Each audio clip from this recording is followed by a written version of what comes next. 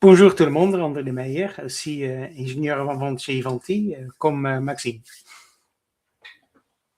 Donc, nous allons pouvoir commencer ce Patch Tuesday de juin. Donc, voici l'agenda habituel qui va être déroulé. Nous allons parcourir une vue d'ensemble du Patch Tuesday de juin, dans un premier temps, parler donc de l'actualité récente, et ensuite nous présenterons les bulletins et les patchs de ce mois-ci. Et nous terminerons par la fameuse section Between Patch Tuesday. Donc, autant le dire tout de suite, on est dans l'ère du patch apocalypse. Aujourd'hui, actuellement, dans de plus en plus de vulnérabilités, les records tombent les uns après les autres en ce mois de juin. Donc le 3 juin, par exemple, Google a publié une mise à jour de Chrome corrigeant 429 vulnérabilités en une seule mise à jour. C'est un record, bien entendu. Même chose d'un point de vue Microsoft, mardi, donc, pour ce patch Tuesday, Microsoft a corrigé 198 vulnérabilités. C'est le record historique, sachant que le précédent record est daté d'octobre 2025 avec 175 CVE. Donc on est clairement dans une tendance à la hausse sur le nombre de vulnérabilités et tous les éditeurs sont concernés, les rythmes de publication s'accélèrent. Et pourquoi tout simplement cette explosion? C'est la nouvelle génération des outils de LLM spécialisés en sécurité qui vont être découvrir et d'exploiter les vulnérabilités dans des applications plus rapidement que jamais. Et donc l'IA accélère le jeu des deux côtés, à la fois des défenseurs et aussi des hackers, des attaquants. Donc, ce mois de juin inclut des mises à jour d'Adobe, 3 bulletins, donc 3 qui sont critiques. Google, donc un critique, et Microsoft, 5 critiques, un important. Au-delà de ça, on a aussi plus de 80 mises à jour de sécurité pour des applications tierces, qui corrigent des centaines de CVE supplémentaires. Voilà pour la petite vue d'ensemble de ce Patch Tuesday de juin. Et je passe la main à André. Ok, merci Maxime. Je vais aller dans la prochaine. Donc, il y a plusieurs exploits, donc Bleeping Computer, Dark Reading, etc., Google Chrome. Et je vais partager mon écran si je trouve le bouton.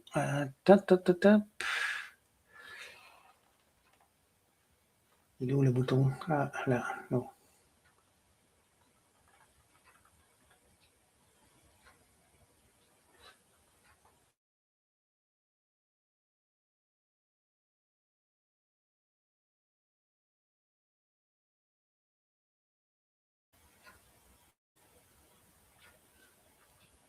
Ah, c'était l'autre bouton. Entire screen. Hop. Partage. Donc, là, c'est le lien qui sont sur le support aussi, sur le PowerPoint. Donc, Microsoft, il fait un avertissement sur un faille dans le Defender, donc Zero Deployed Attacks. Et si on veut, on peut le traduire aussi très vite en français. Hop. Ça, c'est l'avantage de Google. Donc, il y a une mise à jour ce mois-ci qui date en fait de mai déjà, mais qui commence d'être exploité sur le Defender. Et puis, c'est assez important aussi parce que si les attaqueurs ils peuvent utiliser Defender ou dans cette CVE, l'attaqueur peut utiliser le Defender pour un denial of service attack et après avoir des privilèges sur le système. Donc, qu'est-ce qui est marqué ici, à obtenir des privilèges système, etc. Donc, c'est assez important quand même, surtout pour Defender, c'est assez important parce qu'il scanne. Il faut se vérifier surtout si le Defender, ils peuvent toujours se mettre à jour. Parce que la première chose que les hackers ils font, ils arrêtent les mises à jour de Defender pour justement ne pas récupérer le patch pour Defender lui-même. Donc, faites attention, regarde si votre Defender, ils ne peuvent plus se mettre à jour. Peut-être vous êtes déjà introduit avec un hacker. Le deuxième, le 0D, donc Spark Backlash.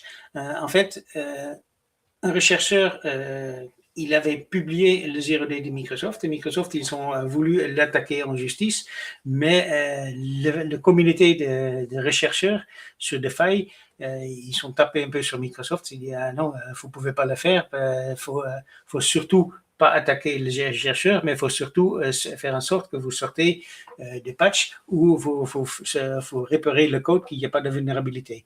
Donc ça, c'est assez intéressant à lire. Bon, il est assez long, mais c'est intéressant parce que ça montre quand même que Microsoft il dit ah oui, mais on sait qu'il y en avait une vulnérabilité, mais on voulait l'avoir silencieux pour pouvoir faire un patch. Maintenant, il faut qu'il accélère ce processus. Mais pour moi, c'est normal que si on trouve une faille, on informe d'abord l'éditeur et si l'éditeur ne bouge pas, dans ce cas-là, on publie la faille et puis là, l'éditeur il est obligé de réagir. Sur Chrome, il y a aussi beaucoup d'exploits et de patchs, donc cette mois-ci. Donc, avec des sévérabilités de CVSS score assez élevés.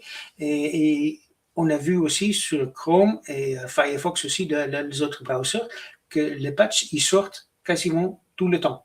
Donc, ils n'attendent plus le patch Tuesday, c'est quasiment un patch continu. Et on va avoir plus en plus rentrer dans le système qu'on doit patcher aussi en continu tout le système parce qu'avec l'intelligence artificielle, le hacker, ils vont utiliser surtout l'IA pour pouvoir trouver des failles et il y a certaines failles qu'ils trouvent qui sont très vieux, de style de 20 ans presque, et il va exploiter aussi, utiliser l'intelligence actuelle pour créer des exploits pour justement pénétrer et hacker des systèmes. Rassurez-vous, des éditeurs utilisent aussi l'intelligence artificielle, comme Ivanti et des autres éditeurs, justement pour tester leur logiciel de la même manière et on essaie d'être un peu plus réactif et proactif pour que on a détecté une faille peut-être avant que l'hacker le détecte ou on peut le réparer avant. Donc, sachant que comme le patch, etc., et les vulnérabilités, ils sortent plus rapidement, ils sont détectés plus rapidement aussi, il faut qu'on patch aussi plus rapidement. Maintenant, le moyenne entre une vulnérabilité publiée et un exploit, c'est à peu près 5 jours. Donc, s'il y a une vulnérabilité publiée, 5 jours après, certains hackers, ils sont déjà un exploit pour optimiser leur attaque. Donc 5 jours, c'est très court. Je connais des sociétés qui sont un cycle de patching qui est de 2 semaines, 3 semaines, 1 mois. Sur certaines choses, et ça suffit plus. Donc pour cela, il faut que vous connaissez votre parc, vous connaissez quels sont les logiciels installés et vous devez aussi prioriser les patchs. Donc nous, chez Ivanti, on utilise le CVSS score, donc le score CVE, mais aussi un score dynamique qui s'appelle VRR, qui sera calculé en moyenne. Donc, attends, je vous le montre. Donc, le score, il est calculé pas uniquement par le CVSS, donc le CVE, mais aussi, est-ce que le faille, il était exploité direct? Est-ce qu'on voit beaucoup d'exploits, donc beaucoup de choses que sur le darknet, etc. Est-ce que OWASP, il monte dans la liste OWASP, etc. Et les deux ensemble, en fait, tous ces critères ensemble, il va donner un score qui est dynamique. Donc, CVS, ils peuvent être classés low, mais avec tout le reste, ils peuvent classer très high. Et nous, on va aller encore un peu plus loin. On va regarder, OK, peut-être c'est un score très high, mais peut-être cet logiciel, il est utilisé sur peut-être 1 ou 2 machines. Et si c'est utilisé pour beaucoup plus de machines, en ce cas-là, on a un VRR 10 maximum. Donc ça, c'est une priorisation de patching que vous devez réfléchir à ça, parce que tout patcher, par exemple, patcher un WinZip qui n'est pas très vulnérable, ben on le patch, OK, on le patch, mais ce n'est pas l'urgence. L'urgence, c'est les vulnérabilités qui sont activement exploitées par les hackers, parce que c'est là que vous avez le plus grand risque. Donc, quand on regarde il y a un guide de mise à jour de sécurité de Microsoft. Donc, si vous voulez, vous pouvez regarder dans le détail pour le CVE. Il y a un autre site qui est très intéressant.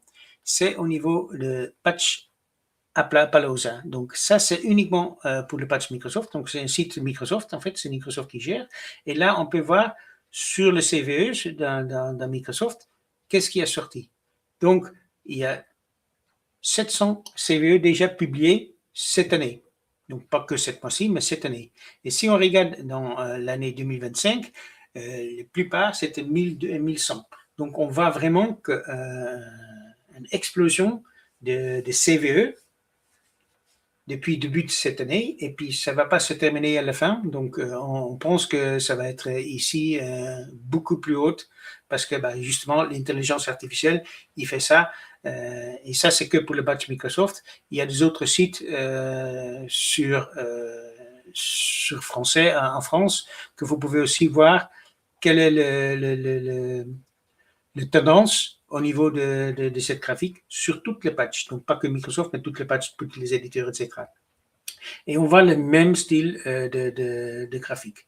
Donc, dans notre présentation, il y a aussi un slide que Chris Cuttle, notre collègue aux US, il a fait lui-même parce qu'il utilise un agent intelligence artificielle pour créer cette slide justement pour voir, OK, sur certains éditeurs, il n'a pas pris tous les éditeurs, mais certains éditeurs, quels sont les CV patchés depuis X temps, et il montre quand même le même style de graphique sur le slide.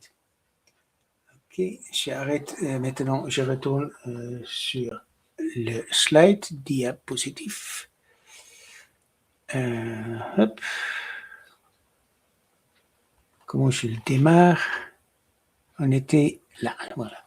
Donc, c'est cette slide-là de Chris Cuttle. Donc, il a créé un patch release tracker en utilisant l'intelligence artificielle.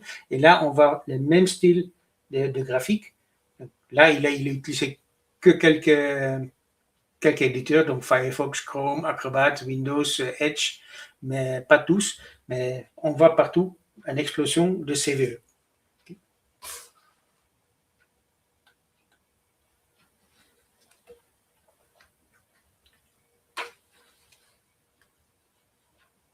OK. À toi, Maxime. C'est à mon tour. Merci, André. Donc, on enchaîne après cette petite notion d'actualité avec justement les 3 vulnérabilités Microsoft qui ont été divulguées publiquement lors de ce Patch Tuesday de juin. Donc, vraiment 3 vulnérabilités divulguées publiquement. Donc, Microsoft les a corrigées dans la mise à jour OS de mardi. Et donc, bien entendu, cette update de l'OS Microsoft, c'est notre priorité numéro 1 ce mois-ci, encore une fois. On peut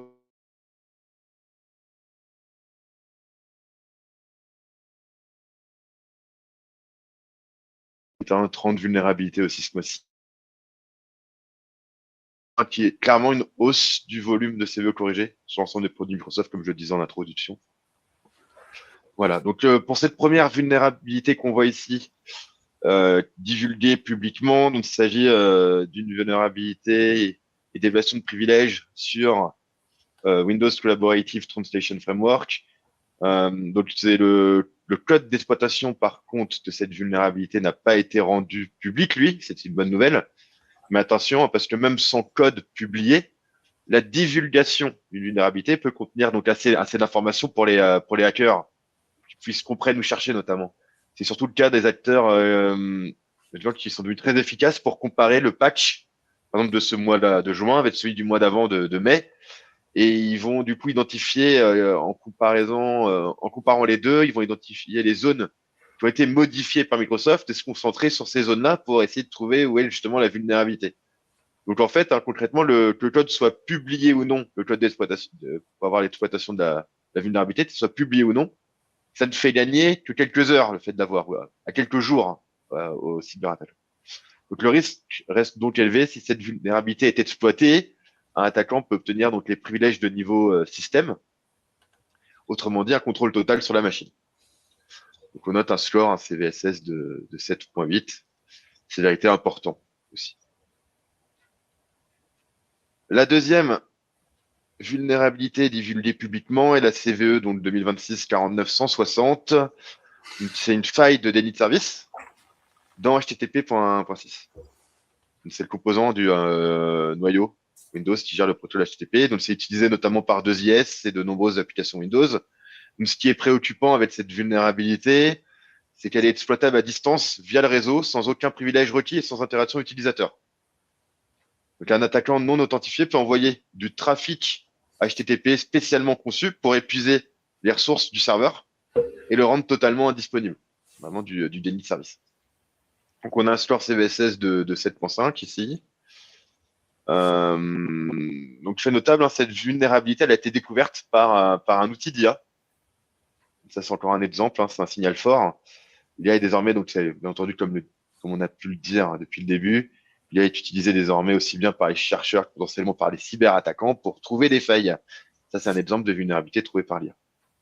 Donc là encore, aucun code d'exploitation n'a été publié, mais une quantité significative d'informations, une grosse quantité d'informations techniques a été divulguée quand même. Donc le risque est élevé, en particulier pour toute organisation exposant des services web. Et que c'est IA2IS. Troisième vulnérabilité divulguée publiquement et patchée ce mois-ci par Microsoft, c'est celle qui concerne un contournement donc, de BitLocker. Donc BitLocker parle à tout le monde, hein, le chiffrement de disques intégré à Windows. Donc celle-ci, contrairement aux deux autres vulnérabilités que j'ai mentionnées juste avant, celle-ci elle dispose d'un code de proof of concept qui est public. C'est ce qui augmente significativement le risque quand même. C'est-à-dire que on a accès à une preuve de comment utiliser cette vulnérabilité. Donc concrètement, avec cette vulnérabilité, un attaquant ayant un accès physique, donc un accès physique à un appareil, peut contourner BitLocker et accéder aux données chiffrées sur le disque. Donc, pas besoin de credentials, pas besoin d'interaction utilisateur pour le faire. Il faut un accès physique, par contre. Donc, c'est un score CVSS de 6.8.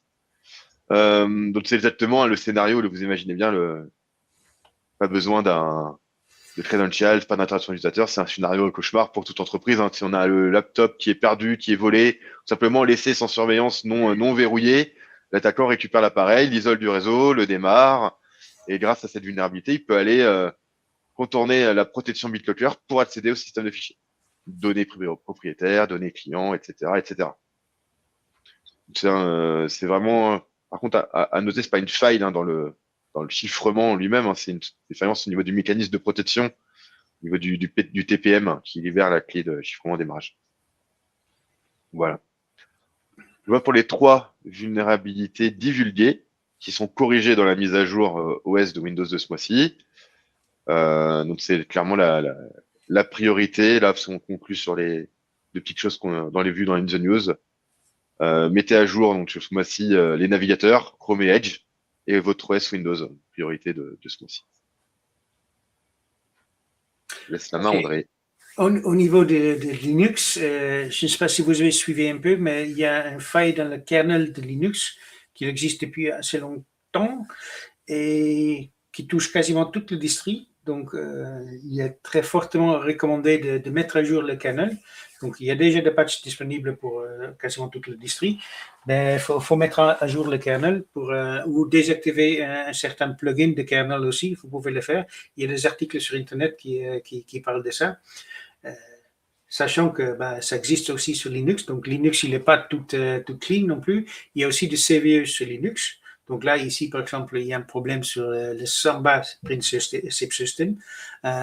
Si quelqu'un utilise, par exemple, un script, et puis il peut utiliser de code dans le script pour justement accéder à des systèmes ou bloquer l'imprimante ou bloquer les systèmes, etc. Donc, ça, c'est des informations que nous, on a de notre partenaire qui s'appelle Tuxcare. Et Tuxcare, on a un partenariat avec eux. C'est eux qui nous fournissent toutes les informations sur Linux, etc. Oui, il faut que je clique sur le next. Voilà. Hop. Donc, une autre vulnerability sur NGINX Rift, donc un open source. Donc, si vous utilisez ça sur votre système, si vous avez la bibliothèque installée, la version 1.30, c'est un score CVS 8.2, quand même assez élevé, et il faut le patcher en fait, parce que l'accès Space Randomizer, donc le ASLR, qui permet en ce cas-là un remote code execution, et si vous exécutez un remote code sur un système, vous pouvez quasiment tout faire. Donc, assez intéressant. Il y a aussi des mitigations, donc comment le résoudre? Donc, tout simplement, le mettre à jour. De 1,30 vers 1,31. Ouais. Donc, normalement, sur Linux, si vous faites un apt update et apt upgrade, automatiquement, ils doivent le récupérer si vous avez le bon repository configuré. Et l'autre sur Linux, c'est le CIFS Switch, ou CIFS Switch, donc, qui est utilisé pas mal dans la plupart des distries Linux, parce que c'est quand même le CIFS, c'est quand même le file system, et c'est un module kernel aussi. Donc, si vous n'avez pas besoin de CIFS Utility, donc ils disent disable ou bloque le kernel module. Donc là, c'est pareil, il faut bloquer le module de kernel et vous avez un lien sur le support qui vous donne exactement qu'est-ce qu'il faut faire, etc. sur cette faille. Mais Linux, il y en a moins, mais il y en a quand même. On le verra ça tout à l'heure dans le bulletin aussi. Il y a des bulletins pour Windows, mais aussi pour Linux.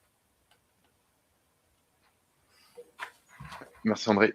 On continue, on passe maintenant aux mises à jour de sécurité côté Ivanti. Comme vous le savez, Ivanti suit maintenant aussi un rythme mensuel comme le Patch Tuesday pour publier les patchs et correctifs de certaines vulnérabilités. Donc, ce mois-ci, pour ceux d'entre vous qui utilisent Ivanti Endpoint Manager mobile ou aussi Ivanti Sentry, donc la gateway associée à nos produits de Modern Device Management, des updates ont été publiés pour ces deux produits. Chaque update corrige 2 vulnérabilités.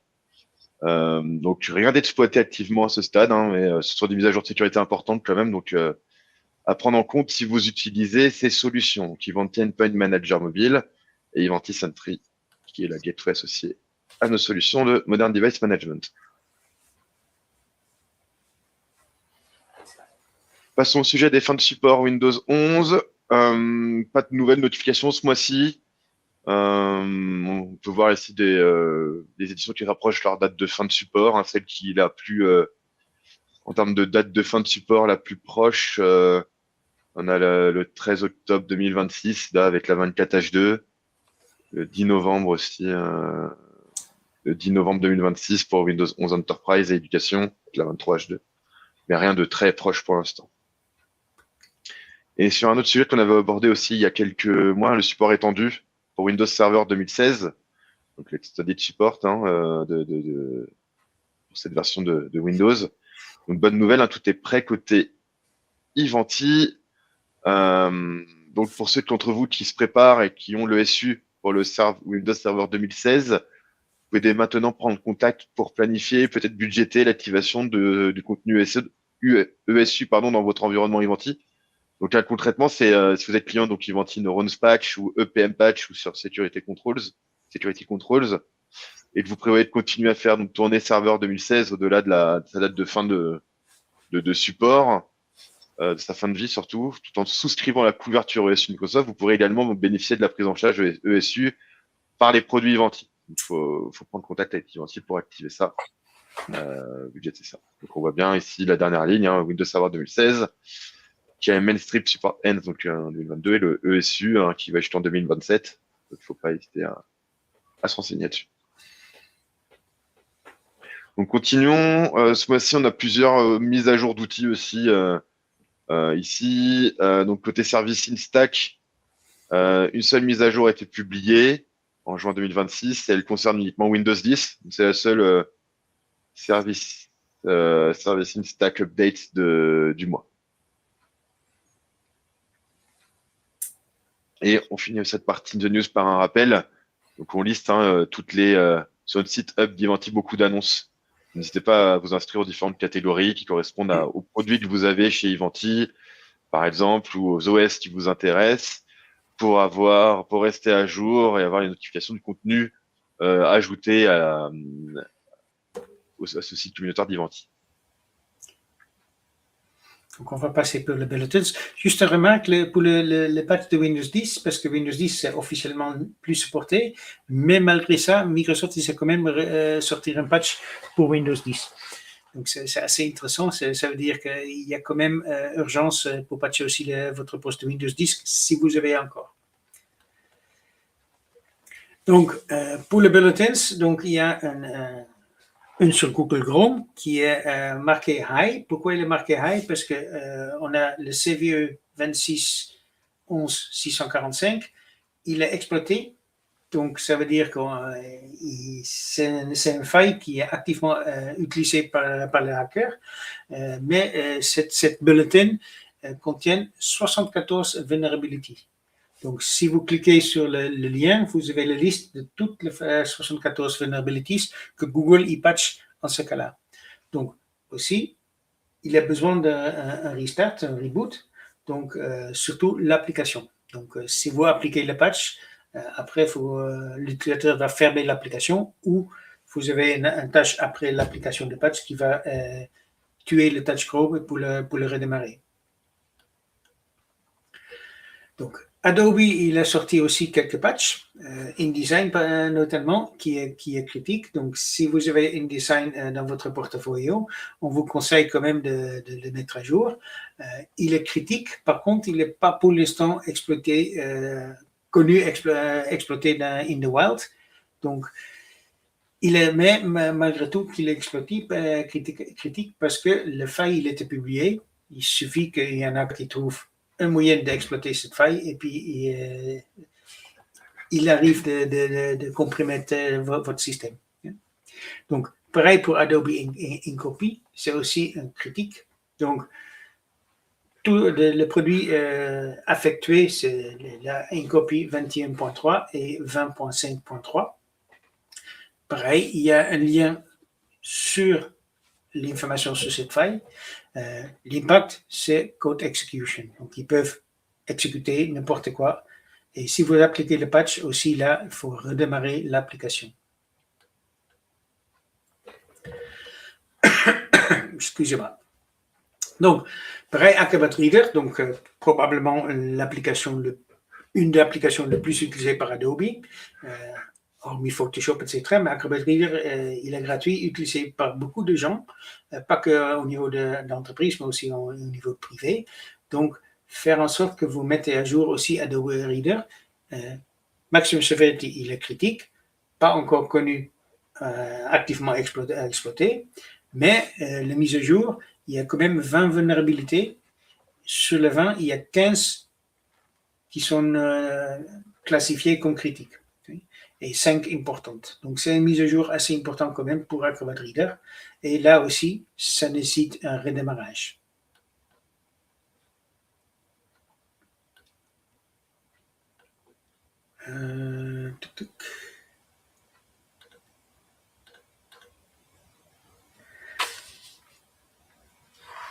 Windows 11, il y a aussi une mise à jour de Windows 11, donc 2023 H2, 2024, 2025 et 2026 H1, et même Server 2025 pour Edge Chromium. Donc, vu que dans Chrome, il y a quand même pas mal de patchs, donc c'est logique aussi dans Edge Chromium que vous avez des patchs directs qui sont critiques. Et pareil, 116 vulnérabilités qui réparent, et il y en a 3 qui sont exploitées activement. Donc ça, c'est assez important que vous avez, vous patchez quand même. Donc, they are publicly disclosed, ça veut dire qu'ils sont connus. Non, pardon, pour l'instant, ils ne sont pas encore exploités activement, mais vu qu'ils sont connus, maintenant, c'est juste une question de temps qu'ils doivent être exploités. Donc, le problème, il y a un problème qu'on avait vu, mais qui date quand même parce qu'on l'avait vu déjà aussi auparavant, le mois auparavant, mais Windows Update Services ne remonte pas de synchronisation, de détails de synchronisation. Donc, c'est une erreur de reporting, c'est pas une erreur fonctionnelle. Donc, c'est pas si vous appliquez des patchs, vous avez peut-être une erreur de reporting sur WSUS, mais sachez que le patch est quand même appliqué sur votre système. Ok, je continue avec je passe à la branche donc LTSB de Windows 10. Donc le LTSB sont les éditions qui continuent à recevoir des mises à jour en dehors du programme ESU de Windows 10. Bon, bien entendu, si vous avez aussi une version couverte par le ESU de Windows 10, vous recevrez également ces correctifs-là. Donc ce patch là couvre donc Windows 10 LTSB, serveur 2016, serveur 2019, Windows Server 2022. Donc on a une sévérité maximale qui est critique. Donc, et au total, on a 104 vulnérabilités corrigées dans ces mises à jour. Et on retrouve toujours les 3 mêmes vulnérabilités divulguées publiquement dont je parlais au début de la session. Voilà. Donc impact, donc large spectre, des exécutions de code à distance, du déni de service, d'élévation de privilèges, etc., etc. Et bien entendu, ça nécessite un redémarrage une fois la mise à jour installée. Par contre, attention, il y a un problème connu, persistant, qui est lié à BitLocker, qui a l'air en tête avant de déployer. C'est sur Windows Server 2022.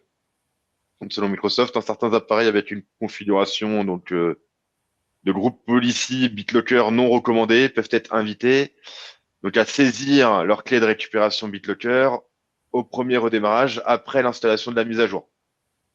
Voilà, donc c'est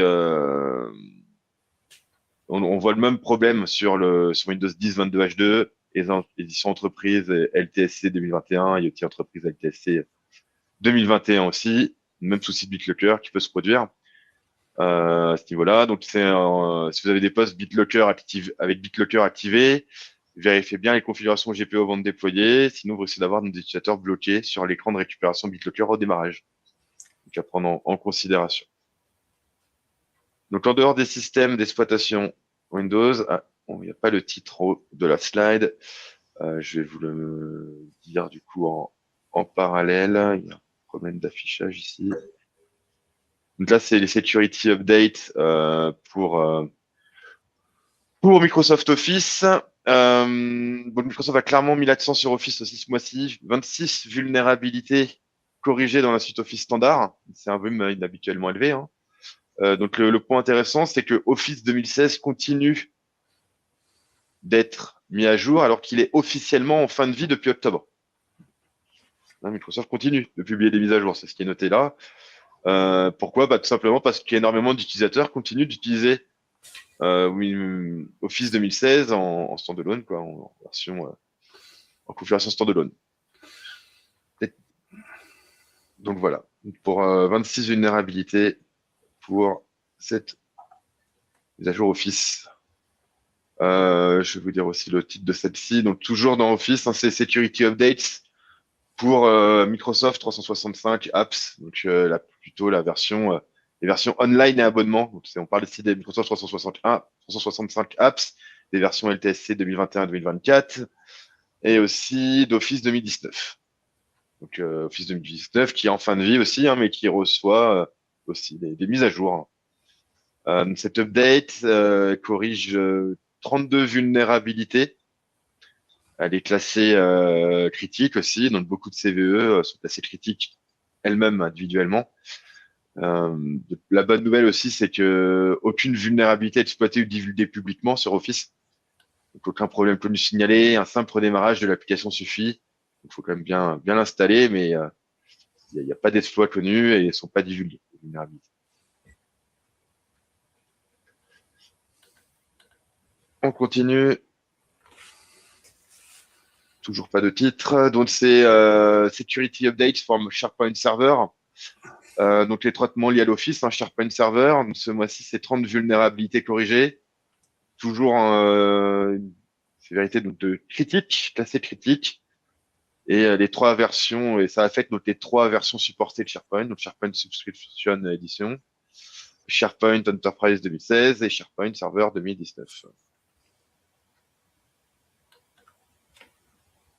Et pour finir, on a une mise à jour plutôt rare, c'est une mise à jour pour Exchange Server ce mois-ci. Donc la dernière mise à jour d'update de sécurité pour Exchange Server, ça remonte au mois d'août. Ça fait plusieurs mois qu'on n'a pas eu de correctif pour Exchange Server. Donc là, cette fois, c'est 7 vulnérabilités corrigées. La seule version activement supportée aujourd'hui, c'est l'Exchange Server Souscription Edition. Mais plusieurs anciennes versions sont couvertes toujours par le programme ESU et ont également reçu des mises à jour. Si vous faites tourner des versions plus anciennes d'Exchange Server, c'est à surveiller et à passer les mises à jour par le programme ESU. Donc voilà pour la liste des bulletins et des releases de ce Patch Tuesday. On va continuer avec toujours notre dernière section qui est Between Patch Tuesday. Donc finalement, qu'est-ce qui s'est passé entre le Patch Tuesday de mai et celui de juin? Et parce que tous les éditeurs ne suivent pas le rythme de Microsoft de publier des vulnérabilités, les correctifs associés une fois par mois. Donc il y a beaucoup d'activités ce mois-ci, hein, comme a pu le dire André, quand j'ai dit au début. Nous sommes dans une époque où il va y avoir de plus en plus de vulnérabilités découvertes et on espère aussi de plus en plus du coup de patcher ces vulnérabilités, donc de patchs associés. Et donc nous pour cette partie Between Patch Tuesday, on fait 3 groupes d'updates. Hein, on répertorie surtout les updates de sécurité avec des CVE. Ensuite vous avez une liste d'updates de sécurité, mais sans CVE associé. Et ensuite, des updates ne sont pas de sécurité, donc des fixes, de bug fixes ou autres fonctionnalités de mise à jour, par exemple. Si on va dans le détail, donc on a Google Chrome qui a donc deux mises à jour, une de 16 qui corrige 16 vulnérabilités, l'autre 75. On a Docker aussi, for Windows. On a du Firefox, ça a pas mal de vulnérabilité aussi, la version 151 avec 31 vulnérabilités. Firefox ESR 20 vulnérabilités. Nous retrouvons du FODSIT, FDF, Golang, IntelliJ ID, une vulnérabilité. On renote Notepad++, qui avait eu ça fait tous un peu de soucis d'un point de vue mise à jour dernièrement. Donc là, ils ont changé leur système de mise à jour et donc il y a des mises à jour qui sont repartis. Donc avec 2 versions qui sont sorties, fixant en tout, corrigeant en tout 3 vulnérabilités. Et une dernière, même une ici, hein, effectivement. On retrouve chez Mozilla le Thunderbird, donc 29 quand même vulnérabilités pour la version 151 de corriger. Et ensuite, on passe aussi à Apple. Donc je laisse André finir sur la partie Apple. Oui, sur Apple, on trouve plus ou moins le même style de patch que sur Windows. Il y a certains produits plus orientés à Mac que Windows, PyCharm Professional par exemple, etc. Mais au niveau de mise à jour, c'est plus ou moins le même style de bulletin, avec le même style de mise à jour. Firefox, c'est pareil. Firefox et Mozilla, ils sont sortis quand même pas mal de mises à jour ce mois-ci. Et ils commencent de suivre les mêmes technologies, même stratégie que Google. Ça veut dire que quasiment sortie de patch en continu. Dès qu'il y a une vulnérabilité détectée qui sont en patch prêt, il le publie et puis vous pouvez la récupérer. C'est pour ça que entre les deux patchs, Tuesday, vous trouvez aussi des patchs de ces applications en continu. Donc, Firefox ESR, Edge, Teams, PyCharm, c'est tous qui sont vulnérabilités et patchés entre les deux Patch Tuesday. Donc, si vous pas suivez toujours le Patch Tuesday, puis vous faites un rollout de patch tout le mois, sachant que pendant un mois, vous pouvez être vulnérable sur des produits comme celui-ci.